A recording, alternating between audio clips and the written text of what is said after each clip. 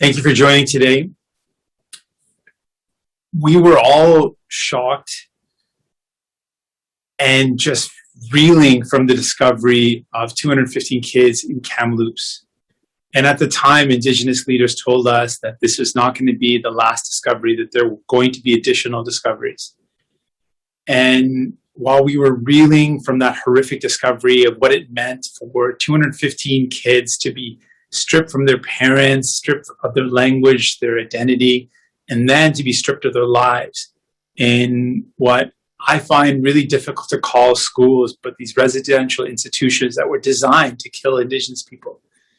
But we knew there were going to be additional discoveries, and we wanted to make sure that Indigenous communities were partnered with and were supported if they made that choice to see if there was additional burial sites anywhere across the country. Well, now we've just learned of an additional discovery in Saskatchewan.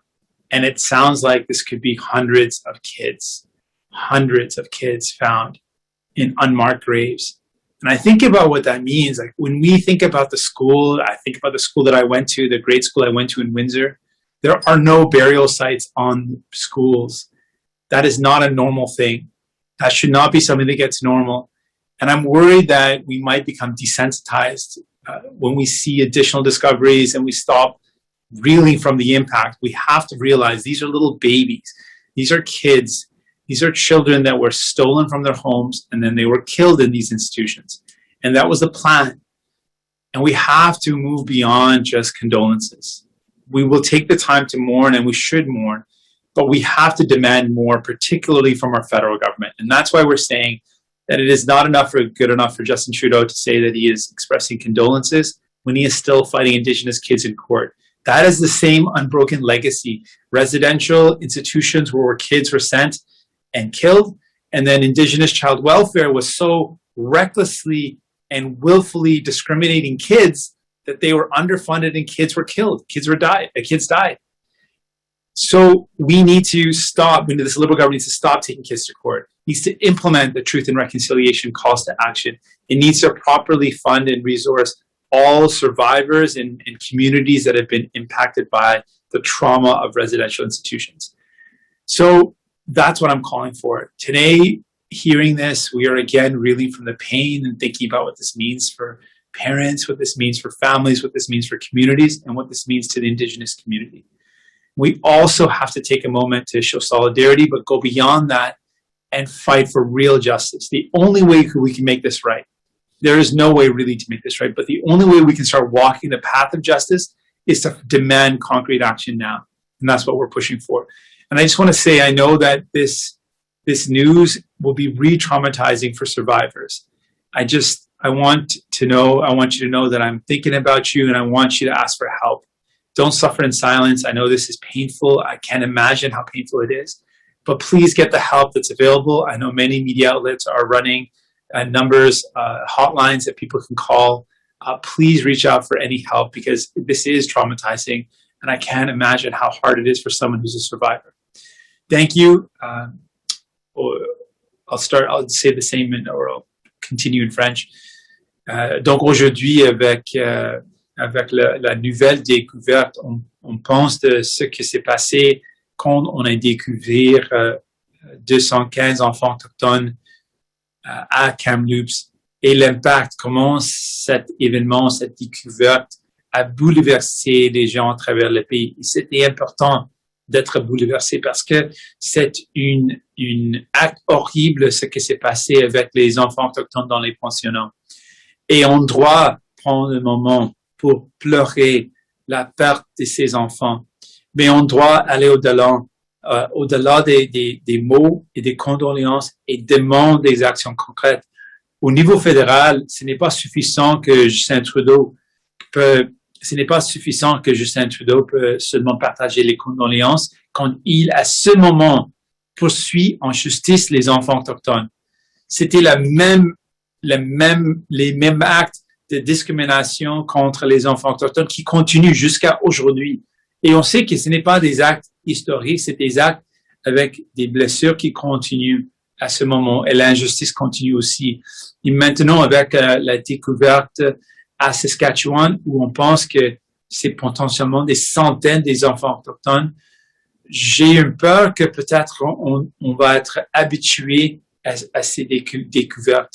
On ne doit pas être habitué. Chaque découverte doit être quelque chose qui nous bouleverse, qui nous frappe fort. Et deuxièmement, après qu'on prend le moment de pleurer la perte, on doit aussi demander l'action concrète. Et c'est pourquoi on demande Justin Trudeau d'arrêter de poursuivre en justice les enfants autochtones. On demande que Justin Trudeau mette en œuvre les appels à l'action de la Commission de la vérité, de la réconciliation. On demande l'action concrète parce que c'est la seule façon de répondre à une acte horrible, à un génocide dans lequel on voit avec ce qui s'est passé dans les pensionnats. Aussi pour les survivants et survivantes, je sais que je peux dire, mais je ne peux pas comprendre comment c'était traumatique de encore voir les images comme ça et de voir des nombres comme ça des enfants autochtones qui étaient découverts. Donc, je vous encourage de prendre l'aide, de ne pas souffrir en silence.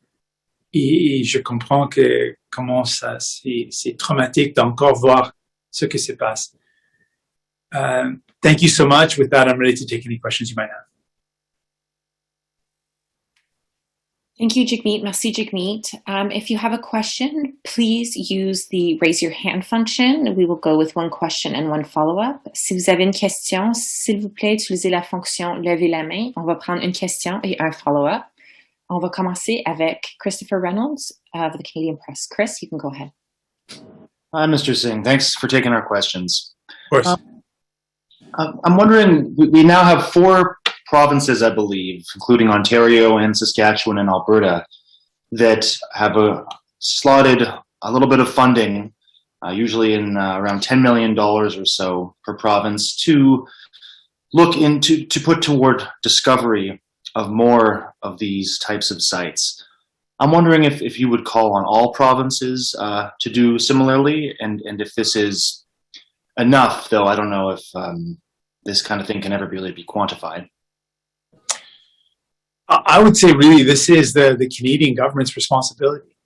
The residential schools were designed and put in place by the Canadian government, so the federal government has to step up and provide funding, adequate funding, so that if any Indigenous community wants to make this decision, that there is no barrier. And I say that Indigenous communities should be leading the decision, but the federal government should not just be passive, they should act actively in partnership to provide the support if an Indigenous community makes this decision. The least we can do as a nation is to help Indigenous communities grappling with the trauma and the pain and the genocide of residential institutions by supporting their efforts for closure, to know what happened to the kids, to know what actually happened to their bodies. That is the least we can do. There's so much more that we need to do. We also need to implement the calls to action, which would directly support a path of reconciliation for survivors and for the Indigenous communities. So I really believe it's the federal government's responsibility to step up with that funding. Also, as you mentioned desensitization and the risk of that. So I'm wondering, as horrifying as these sites and their discovery are, how can Canadians who might not ordinarily feel as connected to Indigenous communities, though of course this is a humanitarian issue in many ways, what are any recommendations you have to fight desensitization? It's tough, and that's why I said it off the top, is I feel like when you're confronted with horrific news, if that news continues and continues, sometimes there's a risk that people become desensitized. I just want people to take a moment to think about the schools that they went to. And if you went to a grade school in Canada, would you ever imagine that there would be a burial site for kids on a school? Even if that school was 50 years old or a heritage school, would you ever imagine that there was a burial site for kids specifically? Think about what it means for an Indigenous community to have been stripped of their kids I can't imagine what that would be. I got a niece at home. Can't imagine what that would be like to have my niece stripped from our home. And thinking about what that means to have your kids taken from you and then them to be killed. It's important to really feel that and to take a moment to be horrified. We should be horrified. But I hope that we are horrified and it motivates us to take action. That's really what Indigenous communities are demanding. That's really what we need to do. We need to take action. We need to demand justice. And there are some concrete steps we can take immediately. Implementing the Truth and Reconciliation calls to action. There are 94. This Liberal government's only done a fraction of them. It's been 6 years. We know that, and frankly, Justin Trudeau promised to do it. We need to demand action that this Liberal government stop fighting kids in court. This is the same thing. It's an unbroken legacy of discrimination against kids, starting in the residential schools, continuing to Indigenous child welfare. It's a continued discrimination.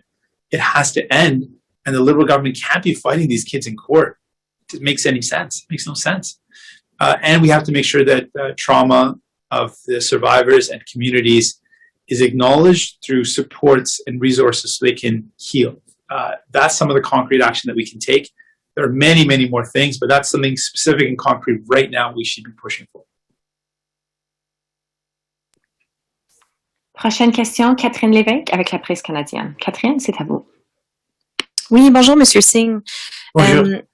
Je me demandais, avec les tristes nouvelles là, qu'on a appris hier, est-ce que vous êtes à l'aise de fêter la Saint-Jean-Baptiste aujourd'hui? Je vois à votre agenda que vous allez visiter plusieurs parcs. Là. Bon, peut-être que c'est pour fêter la Saint-Jean-Baptiste, peut-être que c'est simplement pour rencontrer des électeurs, mais voilà, je voulais peut-être avoir votre réflexion sur la signification de fêter la Saint-Jean-Baptiste ou même la fête du Canada la semaine prochaine dans les circonstances actuelles. Je pense que c'est une question tellement importante parce que on doit penser cette année en particulier comment on peut reconnaître ces journées. Je sais que c'est important pour les gens d'avoir un moment d'être ensemble. Donc la fête nationale ici au Québec aujourd'hui, c'est une journée importante. La fête du Canada, c'était une journée importante pour les gens. Mais cette année, plus que jamais, je pense qu'aujourd'hui, c'est important qu'on réfléchisse aujourd'hui à la fête nationale et pour la fête du Canada. Je pense plus que jamais, c'est important qu'on prenne un moment de réflexion. On prenne un moment de penser, c'était quoi l'histoire du Canada? Qu'est-ce qu'on a fait contre la communauté autochtone et de penser, d'envisager c'est quoi le pays, c'est quoi la société qu'on veut bâtir, la meilleure société qu'on peut bâtir. Donc, c'est des circonstances qui demandent qu'on prend des mesures différentes cette année.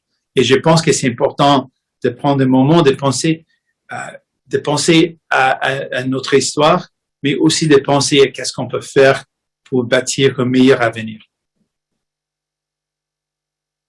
Et si vous me permettez, juste pour en revenir aux travaux parlementaires hier, maintenant on sait que le Sénat va siéger la semaine prochaine. Ce qu'on me dit, c'est que C30 devrait passer, le budget. Ensuite, C12 aussi sur la carboneutralité devrait passer. Or, C10 et C6 ne vont pas passer sûrement, ou du moins vont être adoptés plus tard. Là. Bon, donc les sénateurs vont se pencher là-dessus à l'automne. Je me demandais, c'était de la faute de qui, selon vous? Est-ce que c'est le Sénat qui devrait se dépêcher à adopter tous ces projets de loi ou c'est de la faute du gouvernement libéral qui a mal géré le processus, l'agenda législatif? Merci pour la question. Sans doute, c'est la faute du gouvernement libéral. Ils ont complètement mal géré les dossiers. Ils ont eu la chance de le présenter beaucoup plus tôt. Ils auront dû gérer ces dossiers pour avoir plus de temps. Mais je veux aussi souligner que ce n'est pas un fait accompli qu'on doit avoir une élection cet automne. Le gouvernement libéral, s'il veut vraiment faire les bonnes choses et s'il veut vraiment s'attaquer aux géants de web, comme on veut faire, si on veut vraiment arrêter la thérapie de conversion qui est horrible, s'il veut vraiment faire ces choses, on a 2 ans. Il y a un mandat qui reste, un mandat de 4 ans. Donc, c'est une fausse idée que c'est limité et on a seulement quelques semaines. Effectivement, on a 2 ans si le gouvernement veut vraiment faire ces choses. Sinon, tous ces actes, c'était des actes symboliques. C'était des gestes symboliques. C'était seulement pour le show au lieu de vraiment faire quelque chose pour aider les gens. Et pour moi, je le trouve tellement cynique quand le gouvernement libéral présente des projets de loi à la fin de la session quand ils savent qu'ils vont déclencher une élection dans quelques mois. C'est tellement cynique, mais plus que ça, ça a un impact négatif sur les gens qui attendent les changements, qui attendent ces nouveaux lois d'être en place. Donc, c'est vraiment une décision négative, une mauvaise décision qui blesse les gens. Et j'encourage encore le gouvernement libéral, s'il veut faire des choses positives, d'aider les gens, on est là, on a 2 ans, on peut le faire. Merci. I will remind folks that if you have a question, to use the raise your hand function. Si vous avez une question, d'utiliser la fonction lever la main. Je vais attendre une couple de secondes, Jigme. Puis si on n'a pas de... Oh! Catherine, vas-y. Encore moi. Mais écoutez, tant qu'à être dans le thème des élections, je me demandais juste si, vos visites d'aujourd'hui, je vois que là, vous allez dans Rosemont-la-Petite-Patrie, Laurier-Sainte-Marie, Outremont. Je me demandais si ces 3 circonscriptions-là allaient être vos priorités à Montréal ou même au Québec, là, si éventuellement on a des élections. Pour moi, tout le Québec est une priorité. Je veux montrer comment, pendant cette pandémie, on était la seule parti d'opposition qui s'est battu pour les gens du Québec et qui ont livré la marchandise. C'était nous, les néo-démocrates, qui ont doublé la PCU. C'était presque 2 millions de personnes au Québec qui ont eu besoin de cette aide financière. C'était nous qui ont doublé l'aide aux gens. Et en faisant ça, on a aidé plusieurs personnes. C'était nous qui avons augmenté la subvention salariale de 10% à 75%. En faisant ça, on a sauvé des millions des emplois. Donc, ce qu'on veut faire au Québec, c'est de montrer comment on était là pour tous les Québécois et Québécoises. Et grâce à nos efforts comme des partis néo-démocrates, on a amélioré la vie des gens. On a mis en œuvre un programme de congé de maladie payé et on a livré l'aide financière directe aux étudiants. Donc, tout le Québec a une priorité. Montréal, bien sûr, on a déjà une députée ici et on va continuer de faire nos efforts pour montrer comment on a déjà fait le travail pour les gens. On s'est battu pour les gens, comment on va continuer de le faire.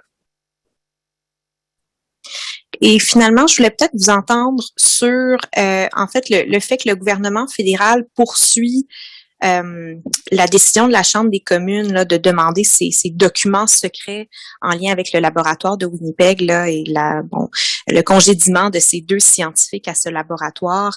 On a entendu le président Anthony Rota hier qui dit qu'il va se battre bec et ongle contre cette décision. Je voulais entendre la position du NPD là-dessus. Vous vous rangez de quel côté? Je pense que la transparence, c'est essentiel dans une démocratie. C'est essentiel que les députés ont le droit de voir les documents pour rendre compte du gouvernement, dans ce cas, le gouvernement libéral. C'est essentiel qu'on peut voir la preuve, les documents pour forcer le gouvernement de faire des bonnes décisions ou pour questionner leurs décisions ou le critiquer, c'est le travail important des partis des oppositions. Donc, je suis d'accord avec l'idée de livrer les documents, de partager les documents. Et je suis contre le gouvernement libéral qui disent que non, il ne doit pas partager les documents. Okay, just doing one last check for questions. Une dernière vérification pour les questions. J'ai une question de Jérôme Bergeron de Radio-Canada. Jérôme?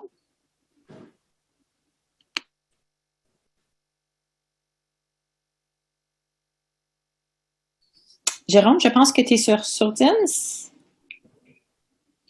Bonjour, là, est-ce que vous m'entendez? Oui, bonjour. Donc, j'avais une question pour vous. Là, comme on vous l'avait demandé en anglais, il y a des provinces qui ont décidé d'octroyer des fonds pour faciliter la recherche là, dans les communautés autochtones pour celles qui le désirent sur les sites d'anciens pensionnats. Est-ce que, à votre avis, le fédéral devrait mieux encadrer ce type de recherche-là, devrait en faire davantage? Qu'est-ce que le fédéral devrait faire pour aider les communautés aux quatre coins du pays? Oui, premièrement, je veux souligner qu'avec cette question, c'est le droit ou ça doit être la volonté des communautés autochtones. S'ils décident de faire les investigations, c'est leur décision. Donc, on doit prendre un moment pour reconnaître que c'est leur décision. Puis, si les communautés prennent cette décision, le gouvernement fédéral doit la financer. C'est la faute du gouvernement fédéral, c'est la faute du Canada que les pensionnats étaient là et ils ont effectivement tué les enfants, ils ont perpétué le génocide. Donc, le gouvernement fédéral a une responsabilité de financer les autres communautés qui décident de poursuivre des investigations. Donc, ça, c'est pour moi primordial. Et je reconnais les provinces qui s'engageaient d'aider les communautés autochtones avec les financements. C'est une bonne chose qu'ils ont décidé de faire ça. Mais c'est vraiment la responsabilité du gouvernement fédéral de financer la décision des communautés autochtones de poursuivre les investigations. Vous avez dit un peu plus tôt en point de presse, vous voulez que le fédéral en fasse davantage pour respecter ce qui a été recommandé dans la commission Vérité et Réconciliation. Concrètement, justement, quel geste vous voulez voir le plus rapidement possible issu de cette commission qui date quand même déjà? Effectivement, on a demandé 3 actions en général pour aller au-delà des mots et des condoléances. C'est important de pleurer la perte de ces enfants, les enfants découverts à Kamloops et aussi maintenant en Saskatchewan. Mais on doit aller au-delà de ça et donc on a demandé 3 choses. La mise en œuvre de toutes les à l'action de la commission de la vérité et la réconciliation. Donc toutes les demandes à l'action sont importantes. Deuxièmement, on indique que le gouvernement libéral doit arrêter de poursuivre en justice les enfants autochtones. Ce sont les enfants autochtones qui étaient discriminés par le gouvernement Canada et le tribunal des droits de la personne du Canada a dit qu'ils étaient discriminés. Malgré ça, le gouvernement libéral les poursuit en justice. Ça doit être arrêté. Et finalement, on a dit que les communautés frappées par le trauma des pensionnats et les survivants et survivantes doivent avoir l'aide fédérale, le financement, les ressources nécessaires pour guérir. Ce sont nos demandes, sont nos 3 demandes, des actions concrètes.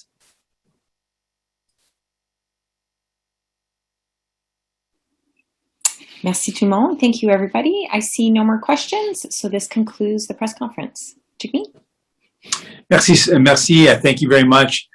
This has been a really difficult couple of months when we look at what's been happening, and I think there is a really powerful moment that we can go from pain to action and to justice. And it's important for us to take a moment to take the time to have that pain, to feel that pain, and to mourn the loss of these kids. But it is not enough for us to stop there. We have to demand action, and that's what we're fighting for. We're fighting for justice for these kids. It's not enough to just express our condolences. We need to walk the path of reconciliation really and truly, and that's what we're going to continue to fight for. Merci beaucoup. Thank you.